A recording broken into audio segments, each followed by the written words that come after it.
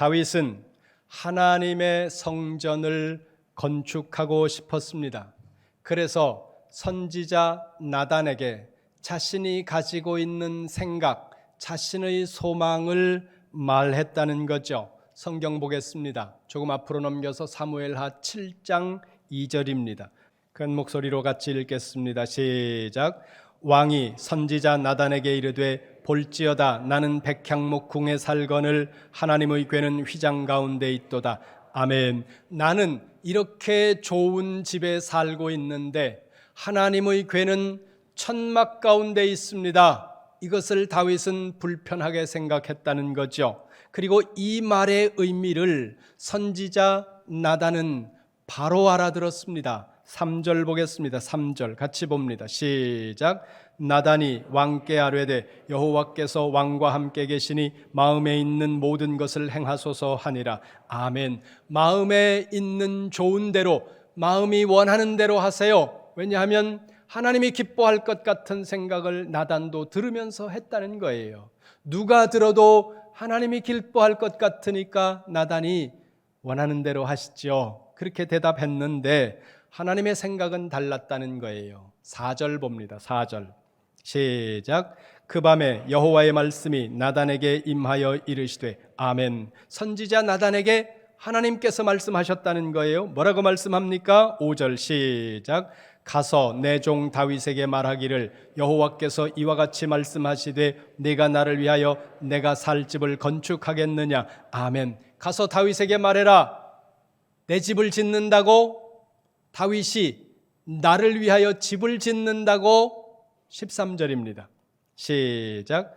그는 내 이름을 위하여 건축할 것이요 나는 그의 나라 왕위를 영원히 견고하게 하리라. 아멘. 그가 나를 위하여 집을 건축할 것이다. 여기서 그는 12절 보세요. 중간쯤 보세요. 내 몸에서 날 내 씨. 그러니까 다윗의 아들이 성전을 건축하겠다고 말씀하고 있다는 겁니다. 무슨 말씀이에요?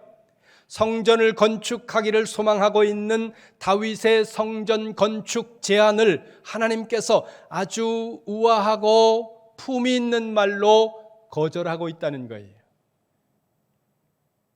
역대상 22장으로 가면 하나님께서 다윗이 성전 건축하는 것을 허락하지 않는 또 다른 이유가 나옵니다.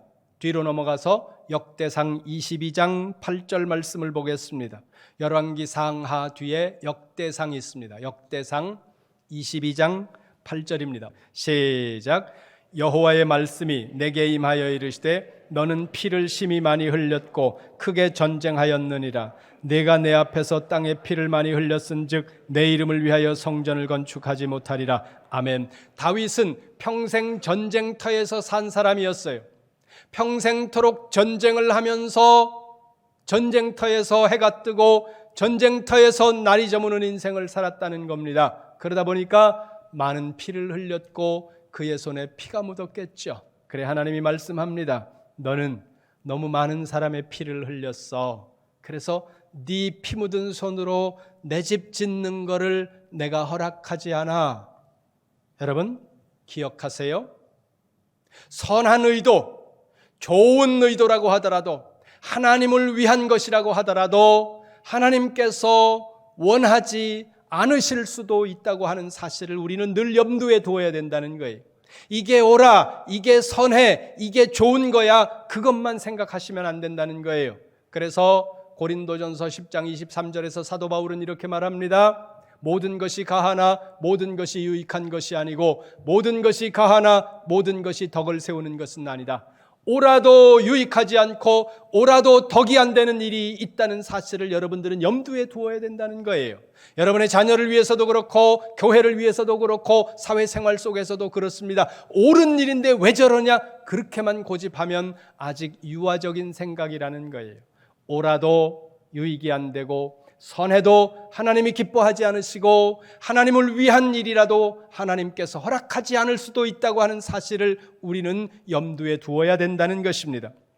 구약의 성전과 신약의 교회가 동일한 개념에서 모든 면에서 동일하게 보는 것은 무리가 있습니다. 구약의 성전 개념은 예수님 시대 이후를 거쳐 오면서 많은 변화와 그리고 달라지는 것들을 경험하게 된다는 거죠. 확장되고 그리고 넓어지기도 하고 깊어지기도 하고 변화된다는 거예요. 그럼에도 불구하고 구약의 성전과 신약 이후의 교회는 동일선상에서 연속선상에서 이해될 수 있는 부분들이 있다는 거죠. 그런 점에서 우리가 기업도시에 이 교회를 짓고 이 성전을 짓고 하나님 앞에 성전 건축 감사, 헌당 감사 예배를 드리는 이 일은 정말로 귀한 일이라는 사실을 여러분 모두가 기억하시기를 주님의 이름으로 축원합니다. 축원합니다. 주변을 보면 많은 목회자들이 있습니다. 그 많은 목회자들이 모두 교회를 건축할 수 있는 기회를 가지는 것은 아니더라는 거죠. 어떤 분은 40년을 목회하고 은퇴하셨는데 그분이 그런 이야기를 하세요. 목사님, 나는 정말 교회를 건축하고 싶었는데 나는 교회 건축을 한 번도 못 해봤습니다. 그냥 꿈만 가지고 있다가 그냥 나는 내 목회의 인생이 끝나버렸습니다. 또 어떤 분들은 그렇게 얘기해요. 그 힘든 걸 왜 하냐고. 돈 들어가야 되죠. 마음 고생해야 되죠. 제가 해보니까 되게 힘들고 마음고생이 되는 그것은 사실입니다. 그래서 어떤 성도들은 교회가 건축을 할 기미가 보이면 미리 빠져나가는 사람들도 있고요. 다른 핑계를 대고 교회를 떠나가는 사람들도 있고, 그래도 정직한 사람들은 그렇게 얘기해요. 나는 교회 건축하는데 동참하고 싶지 않습니다. 그리고 나가는 사람은 그래도 정직한 사람인데 어찌됐든 그 큰 짐을, 무거운 짐을 지기를 원하지 않는 사람들이 대단히 많다는 겁니다. 그러나 사무엘하 7장에 근거해 보았을 때 성전 건축은 마음 먹는다고 되는 것도 아니고 생각한다고 하나님이 누구에게나 기회를 주는 것도 아님에도 불구하고 하나님께서 우리 이룸교회에 이와 같은 기회와 그리고 이와 같은 힘을 주셔서 교회를 건축하게 하시고 헌당하는 자리에까지 이르게 하신 하나님의 이 놀라운 역사는 분명히 우리에게 은혜이고 복이라는 사실을 기억하시기를 주님의 이름으로 축원합니다. 축원합니다. 다윗의 경우와 우리의 삶을 동일선상에 놓고 다윗의 예를 일반화시키는 것에 조심스러운 부분은 있지만 다윗이 성전 건축할 마음만 먹었음에도 불구하고 하나님은 그 다윗의 마음을 귀하게 보시고 다윗을 축복하셨던 하나님께서 오늘 우리가 힘든 가운데서지만 여기까지 왔고 그 짐을 지고 그리고 때로는 눈물 흘리면서 기도하면서 상처 가운데 아픔 가운데 여기까지 오게 하셨다는 이 기회를 주시고 이 힘을 주신 것은 분명히 하나님께서 우리를 축복하시고 우리를 통해 큰 역사를 이루시기를 원하는 하나님의 비전이 우리와 함께 한다는 사실을 우리가 믿는 믿음 가운데 있습니다. 그 믿음 가운데 있는 여러분 모두 위에 하나님께서 다시 한번 큰 은혜와 복을 주시기를 주님의 이름으로 축원합니다. 성경을 봅니다. 열왕기상 6장으로 갑니다. 열왕기상 6장 1절입니다. 열왕기상 6장 1절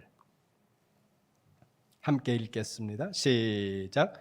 이스라엘 자손이 애굽 땅에서 나온 지 480년이요 솔로몬이 이스라엘 왕이 된 지 4년 12월 곧 둘째 달에 솔로몬이 여호와를 위하여 성전 건축을 하기를 시작하였더라. 아멘. 이스라엘이 애굽 땅에서 노예살이를 하다가 벗어난 지가 480년이 지났다는 거예요. 긴 시간입니다. 어림잡아 500년이에요. 500년은 매우 긴 시간이에요. 조선 왕조가 500년입니다. 38절 보세요. 열왕기상 6장 38절 같이 봅니다. 열왕기상 6장 38절 시작. 11째 해 불월 곧 8째 달에 그 설계와 식양대로 성전 건축이 다 끝났으니 솔로몬이 7년 동안 성전을 건축하였더라. 아멘. 성전 건축 기간이 7년 걸렸다는 거예요. 물론 저 유럽에는 그보다 훨씬 오래된 그런 기간을 소요한 건축물들이 많습니다만은 7년이라고 하는 시간은 정말 긴 시간일 거예요. 우리는 그거의 절반도 안 되는 시간 동안이었지만은 이 건축하는 과정에 견뎌온 그 시간들이 정말로 힘들었거든요. 7년 동안 하나님의 성전을 지었습니다.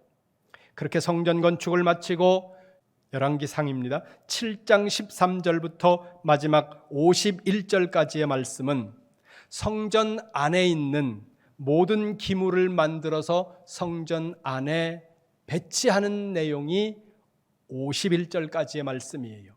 그리고 열왕기상 8장으로 넘어오면 하나님의 언약궤를 성전으로 옮겨오는 장면이 나옵니다. 열왕기상 8장 2절을 보겠습니다. 열왕기상 8장 2절 같이 봅니다. 시작. 이스라엘 모든 사람이 다 에다니몰 곧 일곱째 달 절기에 솔로몬 왕에게 모이고 아멘. 이스라엘 모든 사람들이 한자리에 모였다는 거예요. 그 다음 3절 보니까 이스라엘의 장로들이 다 도착하자 제사장들이 어깨에 하나님의 궤를 메어서 옮기는 일을 시작합니다. 그렇게 제사장들이 하나님의 궤를 메어다가 성소에 모셔놓고 나올 때 10절 11절입니다. 10절 11절 말씀 같이 봅니다. 큰 소리로 시작.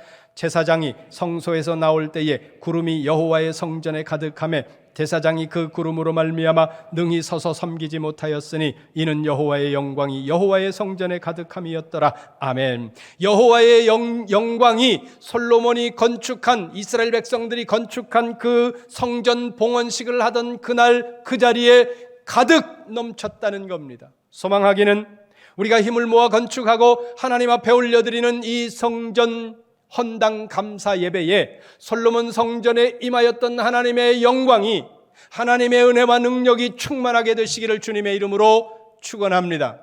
축원합니다. 그렇게 하나님의 언약궤를 성소에 모신 이후에 솔로몬 왕이 8장 12절부터 21절까지 연설을 합니다. 그리고 나서 하나님께 기도하는 내용이 22절부터 53절까지입니다. 열왕기상 8장 22절부터 53절까지 이어지는 긴 솔로몬의 기도의 핵심은 하나님, 이 성전에서 드리는 제사를 받으시고 하나님, 이 성전에서 기도하는 모든 기도에 하나님 응답해 주옵소서. 이것이 솔로몬 전체의 기도의 가장 핵심적인 내용입니다. 그런 다음에 열왕기상 8장 54절부터 61절까지는 축복하는 내용이에요. 그 다음에 62절부터 66절까지의 말씀은 봉헌식입니다. 하나님 앞에 성전을 올려드리는 봉헌 예식의 장면인데 이 봉헌식의 가장 핵심이 제사예요. 봅니다. 63절을 보세요. 63절 같이 봅니다. 시작. 솔로몬이 화목제의 희생제물을 드렸으니 곧 여호와께 드린 소가 22,000마리요 양이 12만마리라. 이와 같이 왕과 모든 이스라엘 자손이 여호와의 성전에 봉헌식을 행하였는데 아멘. 거기 제사의 명칭이 나오죠. 거기 보세요. 무슨 제사입니까? 화목제를 드렸다는 거예요. 그 다음에 64절 보세요. 시작. 그날에 왕이 여호와의 성전 앞들 가운데를 거룩히 구별하고 거기서 번제와 소제와 감사 제물의 기름을 드렸으니 이는 여호와의 앞 놋제단이 작음으로 번제물과 소제물과 화목제의 기름을 다 용납할 수 없음이라. 아멘. 거기 제사의 명칭이 또 나오죠. 보세요. 번제, 소제, 감사제, 화목제, 그렇게 많은 제사를 오늘 우리로 말하면 뭐예요? 예배를 하나님 앞에 드리고 있다는 겁니다. 그런데 잘 보시면 제사의 종류만 많은 것이 아니라 거기에 드려지는 제물의 양이 엄청났다는 겁니다. 63절 눈으로 보시기 바랍니다. 찬찬히 보세요. 소가 22,000마리, 양이 12만 마리. 이게 그 헌당, 그러니까 봉헌식 때 드려졌던 제물의 양이라는 겁니다. 다시 64절 보세요.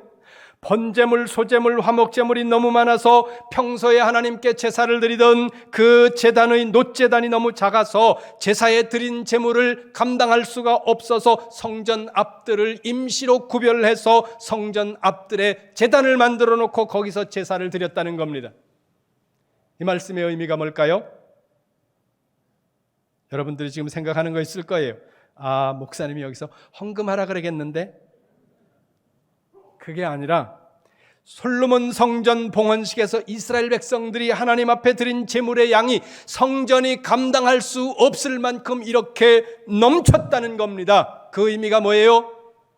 그건 하나님께서 이미 그들에게 복을 주셨다는 의미예요.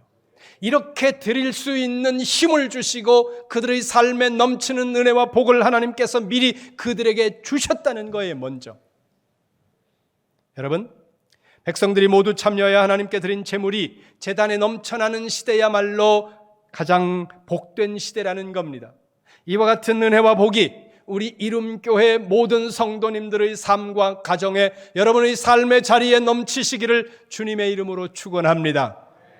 그 다음에 65절을 보세요. 열왕기상 8장 65절입니다. 함께 봅니다. 시작. 그때에 솔로몬이 7일과 7일 도합 14일간을 우리 하나님 여호와 앞에서 절기로 지켰는데 하맛 어귀부터 애굽강까지의 온 이스라엘의 큰 회중이 모여 그와 함께 하였더니 아멘. 그때에 봉헌식 때에 거기 보세요. 14일 동안을 축제로 보냈다는 거예요. 그러면서 그 중간 뒤쪽을 보세요. 하맛 어귀부터 애굽강까지. 여기 하맛이라는 이 지역은 예루살렘에서 북쪽으로 260km 정도를 쫙 올라가면 나오는 곳인데 이 하맛이 현대어로는 하마예요. 근데 이스라엘 땅 지경 안에 있지 않고 지금은 시리아 땅 안에 있습니다. 여호수아가 죽을 때까지 이 땅은 점령하지 못한 땅이 되었습니다. 그리고 지금도 이방인들이 점령하고 있는 이 땅이 바로 하맛이라는 거예요. 그 다음에 거기 보세요. 밑으로 어디까지라고요? 애굽강까지. 이 의미는 나중에 다른 단어로 또 똑같은 의미를 대체하는데 단에서 부엘세바까지, 이러면 우리식으로 말하면 백두에서 한라까지, 그런 의미예요. 우리나라 전 영역에서 그런 개념으로 쓰는 단어인데 단에서 부엘세바까지 이렇게 하지 않고 이스라엘 사람들의 땅을 훨씬 넘어서 이방인들이 살고 있는 하맛에서부터 저 밑에 애굽강까지 이스라엘의 경계를 넘어, 이건 뭐예요? 모든 이스라엘 지경, 모든 이스라엘 사람, 그리고 이스라엘 지경을 넘어선 사람들까지 모든 사람들이 함께 모여서 하나님 앞에서 기뻐했다는 거예요. 여러분, 우리 이룸교회의 이 헌당을 통해서 하나님의 은혜와 기쁨이 이룸교회 성도들을 넘어서 이 기업도시 넘어 이 원주 지역에까지 충만하게 되는 역사가 일어나기를 주님의 이름으로 축원합니다. 축원합니다. 그렇게 모든 백성이 지역에 모여서 전 지역을 통틀어 한 자리에 모여서 기뻐한 것이 봉헌식이었다는 겁니다. 그러니까 하나님 앞에 기쁨이 넘치는 봉헌식이 되어야 된다는 것입니다. 이 큰 기쁨의 봉헌식이 우리 헌당 예배가 되고, 그리고 이름교회 모든 성도님들, 참여하는 분들, 우리 성도들, 그리고 이 지역의 기쁨이 될 수 있기를 다시 한번 주님의 이름으로 축원합니다. 다시 성경을 봅니다. 9장으로 갑니다. 열왕기상 9장입니다. 2절을 보세요. 열왕기상 9장 2절 같이 봅니다. 시작. 여호와께서 전에 기브온에서 나타나심 같이 다시 솔로몬에게 나타나사 아멘. 솔로몬이 성전 건축을 마치고 봉헌식을 끝낸 이후에 하나님께서 솔로몬에게 나타나셔서 약속을 하시는 장면이 1절부터 9절까지예요. 열왕기상 9장 1절부터 9절까지인데 무슨 말씀을 하실까요? 3절을 보세요. 3절 같이 봅니다. 시작. 여호와께서 그에게 이르시되 내 기도와 네가 내 앞에서 간구한 바를 내가 들었은즉 나는 내가 건축한 이 성전을 거룩하게 구별하여 내 이름을 영원히 그곳에 두며 내 눈길과 내 마음이 항상 거기에 있으리니 아멘. 3절 앞부분을 보세요. 이렇게 말씀합니다. 내 기도와 네가 내 앞에서 간구한 바를 내가 들었은즉, 문장 시제가 과거예요. 솔로몬에게 말씀합니다. 내가 기도한 그 기도 내가 다 들었어. 그러면 솔로몬이 언제 기도했을까요? 8장으로 다시 넘어가세요. 8장 22절부터 53절이 솔로몬의 기도라고 말씀드렸잖아요. 그 중에서 30절 한 절만 보겠습니다. 열왕기상 8장 30절 말씀 같이 봅니다. 시작. 주의 종과 주의 백성 이스라엘이 이곳을 향하여 기도할 때에 주는 그 간구함을 들으시되 주께서 계신 곳 하늘에서 들으시고 들으사 사하여 주옵소서. 아멘. 나와 우리 백성이 이 성전에서 이 성전을 향하여 기도하면 하나님 우리가 기도할 때 들어주옵소서. 이게 솔로몬의 기도면서 그 뒤로 이어지는 내용을 보면 우리가 범죄해서 하나님 앞에 나와 이 성전을 향하여 이 성전에서 기도할 때 용서해 주시고, 우리가 질병 때문에 하나님 앞에 나와 기도할 때 하나님 질병을 치료하여 주시고, 농사가 망가져서 하나님 앞에 기도할 때 그 농사가 망가지지 않도록 하나님께서 보호하여 주시고, 전쟁에 져서 포로로 잡혀갔다면 그 땅에서 이 성전을 바라보고 기도할 때 포로에서 돌이킬 수 있도록, 포로에서 돌아올 수 있도록 하나님 은혜를 더하여 주시옵소서. 우리의 모든 허물을 주님 사하여 주옵소서. 이것이 솔로몬의 기도였다는 거예요. 그런데 하나님이 그 기도를 들으셨다고 말씀하고 있다는 겁니다. 잘 생각하세요. 하나님이 말씀하시는 거예요. 하나님이 솔로몬이 기도했습니다. 하나님이 말씀하세요. 내가 너의 기도를 들었어. 이 의미는 뭐예요? 이미 기도한 그 기도를 들으셨다는 의미도 있지만 앞으로 기도할 것도 들으시겠다는 약속이 포함되어 있다는 거예요. 내가 너 기도 들었어. 앞으로도 들어줄 거야. 하나님이 지금 말씀하고 있다는 거죠. 이 솔로몬의 성전에서, 그리고 올 수 없다면 성전을 바라보면서 포로가 된 땅에서라도 하나님 앞에 기도하면 내가 너의 기도를 들었고 앞으로도 들을 거야. 하나님께서 이 이름교회, 이 예배당, 이 아름다운 교회, 이곳에서 기도하고, 때로는 이곳에 올 수 없다면 교회를 사모하는 마음으로 있는 자리에서 하나님 앞에 기도할 때 하나님은 여러분의 기도를 들으시고 응답하신다는 사실을 기억하시기를 주님의 이름으로 축원합니다. 축원합니다. 3절 끝을 보세요. 맨 마지막에 이렇게 말씀합니다. 내 눈길과 내 마음이 항상 거기에 있으리니. 무슨 말씀이에요? 내가 함께 하겠다는 거예요. 여러분, 세상에는 많은 복이 있습니다. 건강한 것도 복이고, 부자가 되는 것도 복이고, 높이 올라가는 것도 복이고, 꿈이 이루어지는 것도 복이고, 세상에 많은 복이 있어요. 그런데 여러분, 잘 생각해 보세요. 살아가면서 사랑하는 사람들과 함께 하는 게 복이에요. 내가 정말로 소중하게 여기는 사람들, 내가 귀하게 보고 사랑하는 사람들과 함께하는 이게 너무 행복한 일이라는 거죠. 하나님이 말씀하세요. 뭐라고 말씀하세요? 내 눈길과 내 마음이 항상 거기에, 뭐예요? 성전에, 뭐예요? 너에게 있어. 나는 항상 너와 함께 하기를 원해. 선지자 이사야는 예수님이 태어나시기 600년 전에 그리스도의 나심을 예언하는데 이사야서 7장 14절에서 이렇게 말씀합니다. 보라, 처녀가 잉태하여 아들을 낳을 것이요 그의 이름을 임마누엘이라 하리라. 그리고 600년이 지나서 예수님께서 베들레헴 말구유에 태어나실 때 주의 사자가 요셉에게 현몽하여 이렇게 말씀합니다. 그의 이름은 임마누엘이다. 임마누엘의 뜻은 하나님이 너희와 함께 하신다는 뜻이다. 하나님은 우리와 함께 하기 위해서 예수 그리스도를 보내셨고, 하나님은 우리와 함께 하기 위해 예수님을 십자가에 못 박으셨고, 하나님은 우리와 함께 하기 위해 예수 그리스도를 부활시켰고, 하나님은 우리와 함께 하기 위해 우리를 고아와 같이 버려두지 않으시고 성령을 여러분 심령 속에 보내셨다는 겁니다. 오늘 그 하나님이 하나님과 함께하는 그 복을 누리기 위해 이 성전을 허락하시고, 이 성전에서 기도하면 주님이 함께하시고 기도를 들으시고 치유하시고 거룩하게 하시는 역사를 이 성전을 통해 이루시겠다고 약속하고 있다는 겁니다.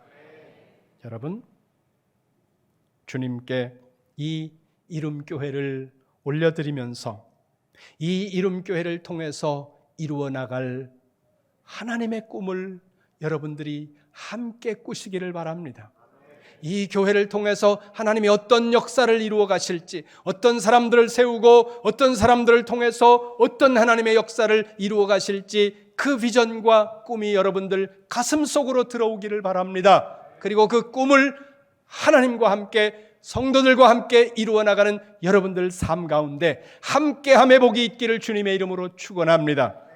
여러분, 이름교회가 건축을 마치고 이제 아름다운 성전을 하나님께 올려드리는 헌당 예배를 드리기 위해 준비하고 있습니다.